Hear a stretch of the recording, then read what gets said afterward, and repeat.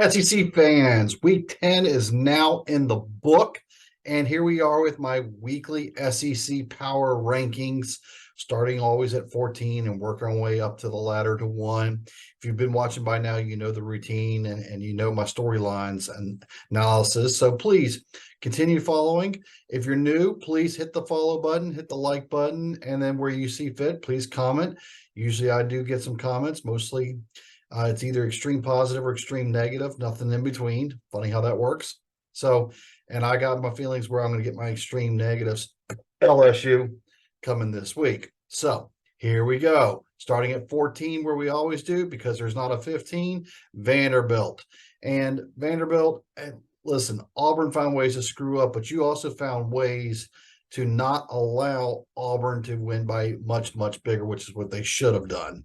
So congratulations to that. I guess it's improvement, maybe. I don't know. But you still lost. And unfortunately, now you have an all-time losing record against Auburn after that loss. And that was almost like an Auburn home game, judging by the crowd on the opposite side as well. At 13 and down to 13, hear me out. South Carolina. Yes, you beat Jacksonville State by 10 points and became the official Gamecock winner of that game. But it's just Jacksonville State and somebody else won above you in a bigger game. Now, I didn't realize this till just a few minutes ago or earlier, I guess yesterday officially. South Carolina had 4 games remaining, like everybody else, all 4 at home, and all 4, including the Clemson game, are probably winnable. South Carolina could be bowl bound by the end of the season. We'll see, and especially if they can get some of those injuries to heal up, and just they're not done yet. That's all I'm saying. That's all I'm saying. So you're saying there's a chance. All right, at number 12, up to number 12, discovering an offense is Arkansas. Man, that was a back and forth game with Florida on the road in the swamp. Woo, Pig Suey, WPS. Wow. Okay, that's what we've been expecting all along, all season.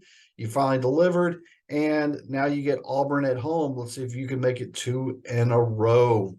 At 11, Mississippi State, and I honestly, they probably should be lower. It's just not clicking this year. Either that or just the other teams are just better. I'm not sure which one it is and which one it isn't, but Mississippi State took another loss this weekend. They're going to 11, but they're heading south quick.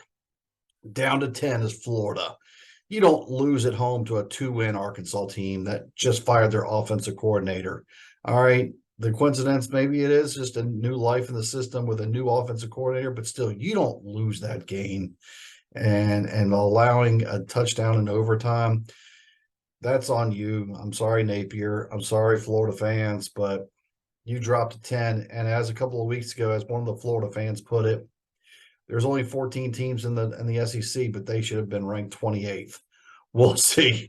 I still think Florida has a chance of going 6-6 this year and making a bowl. That was my original prediction. I still think even at 5-4, they're on pace to finish 6-6 and make a bowl as well. At 9, 1 game away from being a bowl eligible as well, is Auburn. Defeated Vanderbilt, had some big runs, threw a couple of forward passes, but still not fully clicking, and had some moments where they got themselves in trouble and should have won bigger, even though they officially covered the spread. Auburn's now 1 win away from being bowl eligible. So we'll see what happens if it's next week at Arkansas or if they have to do it against New Mexico State before they close out their season against Alabama. At 8, Kentucky, right in the middle. And I think this is just where Kentucky's going to end up. They're not going to get any higher. They're not going to get any lower. They're going to beat who they're going to beat, and they're going to lose to who they lose to. Well, this was we're going to beat who we beat type of weekend, because they did. At 7, holding steady, even in a loss, is Texas A&M. Now, I love talking like Jimbo. I love making fun of Jimbo. I heard earlier this week someone compared him to a livestock auctioneer, which I thought was hilarious. I have to give Texas A&M props. They were down 14 on the road in Oxford and came back and made a game of it and had a chance to tie it at a field goal at the end. First ever push I received, oh, by the way, for betting, because I bet my number one pick on Ole Miss, by the way. So Texas A&M did more than I expected them to, even in a loss. And I'm sure Gig'em fans are ready to sign over more money to buy him out at this point. But we're going to put Texas A&M at 7. At 6, let the hate rain down. All right. LSU, you were my preseason prediction to win it all. Harold Perkins, Mason Smith, I thought y'all were going to be all SEC, if all not all American level, and y'all were just going to make this defense ungodly and unstoppable. And then instead, everybody's scoring at Will, everybody's scoring at Tommy, everybody's scoring at Harold, everybody's scoring at Trevor.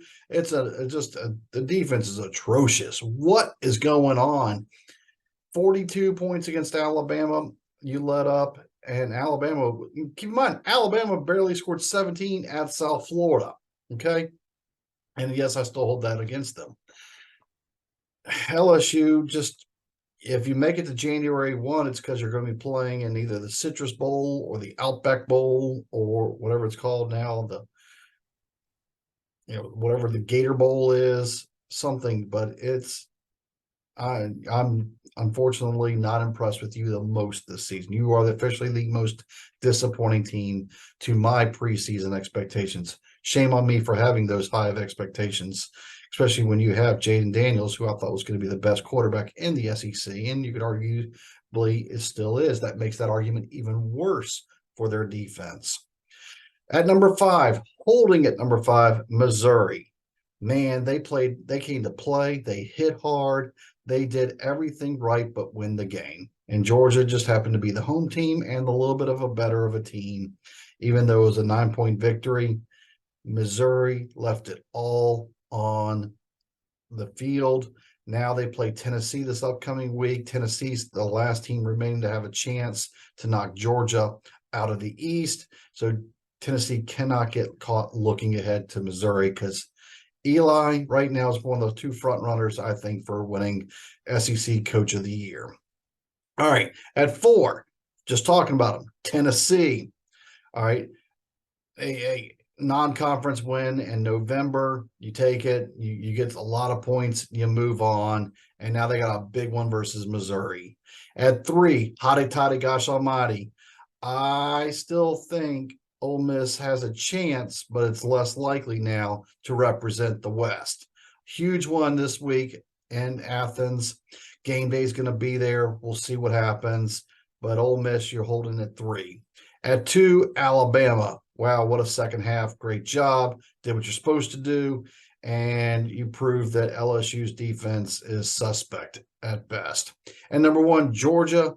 Hey, you got punched in the mouth and you return punches with punches. And you're earning this. I don't know why. Well, it's because the power is in the Northeast, and that's where all the voters live. And so they're going to, of course, be Big Ten heavy. But Big Ten's a joke this year. I'm sorry. There's 2 teams in that conference, and that's it. And so the fact that Ohio State has won, and look what they had to survive against Rutgers with, no. Georgia, you're the one. And on the SEC rankings, you're the one in my overall rankings. All right, there's my thoughts on the SEC top 10 this week. Give me your thoughts back. Hit the like, hit the follow back button, share out to your people, and we'll go from there. We'll see you next week, folks.